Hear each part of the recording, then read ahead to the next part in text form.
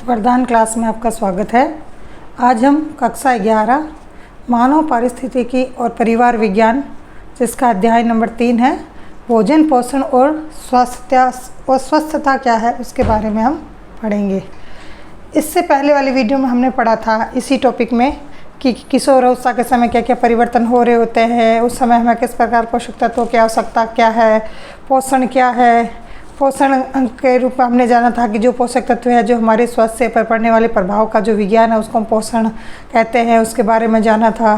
पोषण और स्वास्थ्य का क्या संबंध है, भोजन क्या है, भोजन के कार्य क्या है और पोषण का कार्य क्या क्या है, ये सारा हमने इससे पहले के वाले वीडियो में हमने पढ़ा था। और आज हम पढ़ेंगे कि स्वास्थ्य और स्वस्थता ये क्या है, इसके बारे में आज हम जानेंगे। WTO विश्व व्यापार संगठन के अनुसार स्वास्थ्य शारीरिक, भावनात्मक और सामाजिक रूप से पूरी तरह अच्छा होने की स्थिति है। स्वास्थ्य का अर्थ यह नहीं है केवल रोग अथवा असुस्थता के न होने की स्थिति नहीं है। ये क्या कहना, WTO ने क्या परिभाषा दी है स्वास्थ्य की, कि केवल हमारे शरीर में रोग ना हो या कोई असुस्थता ना हो, इसको ही हम स्वास्थ्य नहीं मानते। स्वास्थ्य का अर्थ है शारीरिक, भावनात्मक और सामाजिक रूप, यानी पूरे तीनों कंडीशन में हम पूरी तरह से स्वस्थ होने की स्थिति है। इन्होंने ये परिभाषा कब दी थी? WTO ने 1948 में दी थी। अब तक इसमें कोई भी परिवर्तन नहीं किया गया इस परिभाषा में। कई बार एग्जाम में पूछ लिया जाता है WTO का फुल फॉर्म क्या है? विश्व व्यापार संगठन, वर्ल्ड ट्रेड ऑर्गेनाइजेशन। यदि हम अपना स्वास्थ्य अच्छा बनाए रखना चाहते हैं, जिसमें शारीरिक, सामाजिक और मानसिक स्वास्थ्य सभी शामिल होते हैं, अच्छे स्वास्थ्य को बनाए रखने के लिए हमें आहार में अनिवार्य पोषक तत्वों को पर्याप्त मात्रा में लेना आवश्यक है। कहने का अर्थ यह है, हम अपने शारीरिक, मानसिक, सामाजिक स्वास्थ्य को अच्छा रखना चाहते हैं तो हमारे भोजन में जो अनिवार्य पोषक तत्व है उनका होना बहुत ही आवश्यक है। अब हम बात करते हैं मानसिक स्वास्थ्य। एग्जाम में कई बार इस पे क्वेश्चन पूछ लिया जाता है कि मानसिक स्वास्थ्य क्या है। मानसिक स्वास्थ्य का अर्थ है भावनात्मक और मनोवैज्ञानिक रूप से स्वस्थ होने की वह स्थिति जिसमें व्यक्ति अपनी संज्ञानात्मक और भावनात्मक क्षमताओं का उपयोग करने, समाज में कार्य करने और जीवन की रोज़मर्रा की सामान्य मांगों की पूर्ति करने में सक्षम होता है। कहने का अर्थ क्या है? मानसिक स्वास्थ्य वह है जो भावनात्मक रूप से और मनोवैज्ञानिक रूप से स्वस्थ होने की स्थिति है। व्यक्ति अपनी जो संज्ञानात्मक यानी जो बुद्धि विवेक का प्रयोग और भावनात्मक क्षमताओं का उपयोग समाज को कार्य करने में और अपनी रोज़मर्रा की ज़िंदगी चलाने में काम में ले सके, सक्षम हो, उनके कार्य करने में कोई बाधा उत्पन्न न होती हो। मानसिक स्वास्थ्य का पता कैसे लगाएं, इसका मूल्यांकन कैसे करें? तो मानसिक स्वास्थ्य के मूल्यांकन का एक तरीका यह देखना भी है कि व्यक्ति कितने प्रभावी रूप से और सफलतापूर्वक कार्य करता है। व्यक्ति के कार्य करने का सफलतापूर्व और प्रभावी रूप से कार्य करने के तरीके से हम उसके मानसिक स्वास्थ्य का अंदाज़ा लगा सकते हैं। अब जानते हैं कि मानसिक स्वास्थ्य के लक्षण क्या क्या है। मानसिक स्वास्थ्य के क्या क्या लक्षण है? पहला, समर्थ और सक्षम महसूस करना। मानसिक स्वास्थ्य जो प्राप्त व्यक्ति है वो क्या होगा? समर्थ होगा और सक्षम महसूस अपने आप को करेगा। तनाव के सामान्य स्तरों से निपटने में सक्षम होगा। किसी प्रकार की कोई टेंशन आएगी वो आराम से उनसे निपट लेगा। संतोषजनक संबंध बनाए रखना, स्वतंत्र जीवन व्यतीत करना, कठिन परिस्थितियों से उबरना और पुनः संभलना। यदि कोई परिस्थिति आ भी जाए तो व्यक्ति पुनः उस चीज़ों से उबर जाता है, संभल जाता है। ये सारे क्या है? मानसिक स्वास्थ्य के लक्षण हैं। स्वस्थता या फिटनेस शब्द से क्या जानते हैं, आइए इसके बारे में अपन पढ़ते हैं। एक बार एक शब्द का हम प्रयोग करते हैं कि स्वस्थता क्या है, फिटनेस क्या है, तो उसके बारे में अपन जानते हैं। इसका मतलब शरीर का बेहतर होना है। यह नियमित कैसे होगा? ये नियमित व्यायाम, समुचित आहार और पोषण तथा शारीरिक स्वास्थ्य लाभ हेतु उचित विश्राम से प्राप्त होता है। हमें फिटनेस कैसे मिलेगी, स्वस्थता कैसे मिलेगी? कि शरीर तो हमारा बेहतर हो। ये कैसे होगा? नियमित व्यायाम करें, समुचित आहार लें, पोषण और शारीरिक स्वास्थ्य लाभ हेतु उचित विश्राम, ये सारे करने से हमें फिटनेस की प्राप्ति होती है। स्वस्थता शब्द का उपयोग दो प्रकार से होता है। स्वस्थता जो शब्द है, फिटनेस शब्द है, इसका उपयोग हम 2 प्रकार से करते हैं। पहला, सामान्य स्वस्थता यानी स्वास्थ्य कल्याण संबंधी बातें। दूसरा, विशिष्ट स्वस्थता, खेल अथवा व्यवसाय के विशिष्ट पहलुओं को निष्पादित करने की क्षमता पर आधारित कार्योन्मुख परिभाषा के रूप में हम स्वस्थता का शब्द का प्रयोग करते हैं। किस रूप में करते हैं हम? एक तो सामान्य स्वस्थता के रूप में कर रहे हैं कि हम क्या कर रहे हैं कि फिट है, समर्थ और सक्षम महसूस करें अपने आप को, तनाव के सामान्य स्तरों से निपटने में भी सक्षम है, संतोषजनक संबंध बनाए रखने में है ना, ये सारे। और दूसरा विशिष्ट से है, खेल है तो कोई व्यवसाय है, विभिन्न पहलुओं को निष्पादित करने की क्षमता के आधार पर हम स्वस्थता को परिभाषित भी करते हैं, कार्य करने के आधार पर भी। एक तो जो हमारा शरीर दिख रहा है, खाना पीना, पोषण, किसी प्रकार के रोगों का ना होना। दूसरा, हमारे कार्य करने के तरीकों में जो स्वस्थता हमारी झलकती है, उस रूप में हम उसको परिभाषित कर सकते हैं। शारीरिक स्वास्थ्य के रख रखाव का अर्थ क्या है? हृदय, रुधिर, वाहिकाओं, फेफड़ों और मांसपेशियों की इष्टतम सक्षमता से कार्य करने की क्षमता है। हमारा शारीरिक स्वास्थ्य का क्या अर्थ है कि हमारा जो हृदय है, हमारी रुधिर वाहिकाएँ हैं, हमारे फेफड़े हैं, मांसपेशियाँ हैं, उनकी क्या है, मतलब जहाँ जिस हद तक वो कार्य कर सकता है, इष्टतम सक्षमता से कार्य करने की क्षमता से लिया गया है। पहले स्वास्थ्य से अभिप्राय अकारण थकान के बगैर दैनिक क्रियाकलाप को करने की क्षमता होना था। पहले स्वस्थता से हम क्या मान लेते थे कि हमें थकान नहीं हो रही है, हम आराम से अपने दैनिक क्रियाकलाप को कर रहे हैं, उससे हम स्वस्थता को मान लेते थे।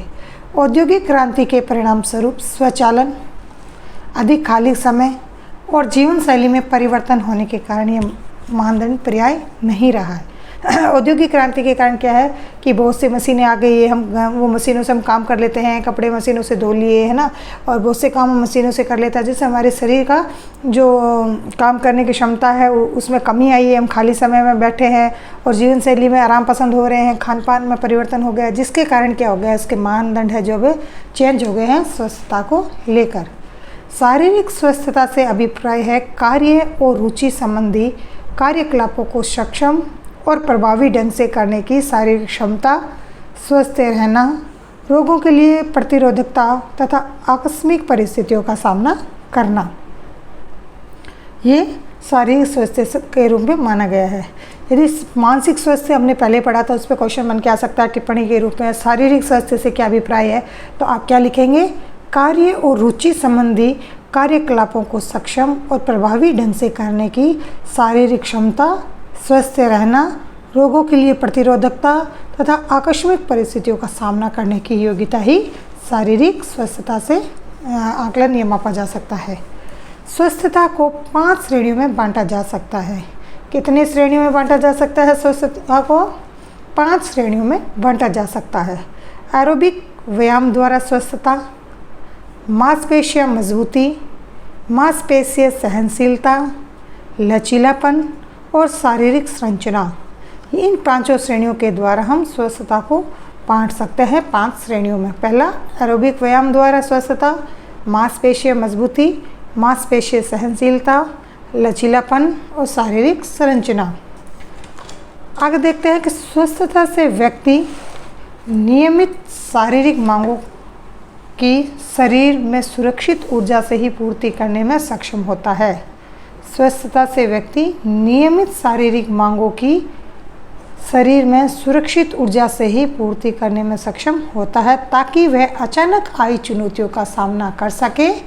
जैसे बस पकड़ने के लिए हमें अचानक भागना पड़ा, यानी हमारा शरीर स्वस्थ है, अचानक कोई परिस्थिति आ जाती है तो उस अचानक आई हुई परिस्थिति में चुनौतियों को निपटने में और सामना करने में सक्षम होना। उदाहरण के तौर पर अगर बस आ गई है, वो छूट गई है, तो उसके पकड़ने के लिए अचानक भाग सके, ऐसी हो। अगर हम कमज़ोर शरीर होगा, शारीरिक स्वास्थ्य नहीं होगा, तो हम ये कार्य नहीं कर पाएंगे। इस प्रकार स्वस्थता को क्या माना गया है? स्वास्थ्यपूर्ण मानसिक, शारीरिक और सामाजिक स्वास्थ्य कल्याण की स्थिति है। इस प्रकार स्वास्थ्य को हम पूर्ण रूप से क्या मानते हैं? हम मानसिक रूप से स्वस्थ हो, शारीरिक रूप से और सामाजिक, ये तीनों ही स्वास्थ्य के अंतर्गत आते हैं। कल्याण की स्थिति है, जबकि स्वस्थता, स्वास्थ्य और स्वस्थता में थोड़ा अंतर है। स्वास्थ्य का अर्थ है मानसिक, शारीरिक और सामाजिक स्वास्थ्य, और स्वस्थता यानी फिटनेस शारीरिक श्रम के कार्यों को कर सकने की क्षमता है। समझ आ रहा है? स्वास्थ्य और स्वस्थता दोनों में हम अंतर देखें। स्वास्थ्य अगर बात की जा रही है तो उसमें हमारा मानसिक, शारीरिक, सामाजिक स्वास्थ्य कल्याण की स्थिति आती है, और स्वस्थता फिटनेस का अर्थ है शारीरिक श्रम के कार्यों को कर सकने की क्षमता। यह है स्वस्थता, फिटनेस। एक सुपोषित और स्वस्थ व्यक्ति सीखने में अधिक सक्षम होता है और उसमें अधिक ऊर्जा, सहन शक्ति और स्वाभिमान भी होता है। एक स्वस्थ व्यक्ति होगा तो क्या होगा, कोई भी कार्य होगा उसको सीखने में उसको अधिक रुचि होगी, अधिक उसके पास ऊर्जा होगी, सहन शक्ति भी होगा, उसके पास स्वाभिमान भी होता है। तो ये सारे स्वस्थ व्यक्ति में पाई जाने वाली चीज़ें, बातें हैं। 12 से 18 वर्ष की किशोर अवस्था में जिनका खान पान सही नहीं होता और जो अल्प पोषित होते हैं उनमें खान पान संबंधी विकृतियाँ उत्पन्न हो जाती हैं। कैसी विकृतियाँ उत्पन्न हो जाती है? खान पान संबंधी विकृतियाँ उत्पन्न हो जाती है। अब आगे देखते हैं संतुलित आहार की योजना बनाने में आधारभूत खाद्य वर्गों का उपयोग, कौन कौन से खाद्य वर्गों का हम उपयोग करते हैं। ये क्वेश्चन के रूप में एग्जाम में आ सकता है। संतुलित आहार की योजना बनाने में आधारभूत खाद्य वर्गों का उपयोग कैसे करें। संतुलित आहार तैयार करने का एक आसान तरीका है। संतुलित आहार तैयार करने का एक आसान तरीका है, यह है खाद्य पदार्थों को वर्गों में विभाजित करना, कि प्रत्येक वर्ग को भोजन में शामिल किया जा सके। यदि संतुलित आहार तैयार करना है तो हमें खाद्य वर्गों को अलग अलग विभाजित कर दें ताकि प्रत्येक वर्ग से हम भोजन को में शामिल कर सके। प्रत्येक खाद्य वर्ग में समान विशेषताओं वाले विभिन्न खाद्य पदार्थ एक ही समूह में रखे जाते हैं। जो एक समान विशेषता वाले हैं उनको एक वर्ग में शामिल कर दिया जाता है। यह समान विशेषता खाद्य पदार्थों का स्रोत, इनके द्वारा निष्पादित की जाने वाली शरीर क्रियात्मक क्रियाएं अथवा इनमें उपस्थित पोषक तत्व हो सकते हैं। समान विशेषता हम क्या देख सकते हैं कि इनको प्राप्त करने का स्रोत या उनके द्वारा निष्पादित किए जाने वाली शरीर क्रियात्मक क्रियाएं अथवा उपस्थित पोषक तत्व के आधार पर उनको एक समान विशेषताओं में मान लिया जाता है। खाद्य पदार्थों का उनमें विद्यमान मुख्य पोषक तत्वों के आधार पर वर्गीकृत किया जाता है। खाद्य पदार्थों को जो उसमें विद्यमान मुख्य पोषक तत्व है उसके आधार पर उनको वर्गीकृत किया जाता है। यह वर्गीकरण अनेक कारकों के आधार पर एक देश से दूसरे देश में भिन्न हो सकता है। जब हम वर्गीकरण करते हैं वो देश के परिस्थिति या जलवायु परिस्थिति या आधार को देखते हुए हम एक देश से दूसरे देश में भिन्न रूप में देख सकते हैं। भोजन योजना को सुलभ करने के लिए खाद्य वर्गों का उपयोग किया जाता है। इन खाद्य वर्गों का वर्गीकरण करते समय खाद्य की उपलब्धता, लागत, जब हम खाद्य वर्गों का वर्गीकरण करते हैं तो उस समय क्या देखते हैं कि वो उस समय मतलब जब हम खाद्यान्न का वर्गीकरण कर रहे हैं क्या उसकी उपलब्धता उस समय हो सकती है, उसकी लागत, भोजन पद्धति और कमी से होने वाले प्रचलित रोगों आदि के कारकों को ध्यान में रख के हम कर रहे होते हैं। प्रत्येक वर्ग में सम्मिलित सभी खाद्य पदार्थों में पोषक तत्वों की मात्रा बराबर नहीं होती, इसलिए प्रत्येक वर्ग के विभिन्न खाद्य पदार्थों को अदल बदल के आहार में शामिल किया जाना चाहिए। खाद्य पदार्थों को जब हम कोई भी योजना बना रहे हैं या खाद्य वर्ग को शामिल करें तो उस समय हमें यह देखना चाहिए कि उस समय वो उपलब्ध है या नहीं। मौसम के अनुसार वो जो खाद्य हम शामिल कर रहे हैं वो फल फ्रूट सब्जी या जो भी धान है वो उस समय उपलब्ध है या नहीं, उसकी लागत क्या है, हमारे बजट के अनुसार है या नहीं, उसकी भोजन पद्धति क्या है, कमी से होने वाले उस समय क्या रोग चल रहे हैं कि हम उस समय वो चीज़ें हमें खान पान में शामिल करनी चाहिए। इन सब को ध्यान में रखते हुए हम अपने जो भोजन है वो खाद्य वर्गों में वर्गीकरण करते हैं। ICMR इसका पूरा नाम है भारतीय चिकित्सा अनुसंधान परिषद। फुल फॉर्म के रूप में एग्जाम में पूछ लिया जाता है। ICMR भारतीय चिकित्सा अनुसंधान परिषद द्वारा 5 मूलभूत खाद्य वर्गों का सुझाव दिया गया है। कितने? 5 मूलभूत खाद्य वर्गों का सुझाव दिया गया है। यह इस प्रकार है। पहले खाद्य वर्ग में किनको रखा गया है? अनाज, खाद्यान्न और उनके उत्पाद। दूसरा दालें और फलियां। दूसरे वर्ग में क्या रखी गई है? दालें और फलियां। तीसरे में दूध और मांस के उत्पाद, और चौथा वर्गीकरण फल और सब्जियों के रूप में, पांचवा वसा और शर्करा। ये 5 खाद्य वर्गों को मूलभूत 5 खाद्य वर्गों में बांटा गया है। किसने बांटा है? ICMR, भारतीय चिकित्सा अनुसंधान परिषद, जो हमें संतुलित आहार और खाद्य वर्गों के बारे में सुझाव देता है।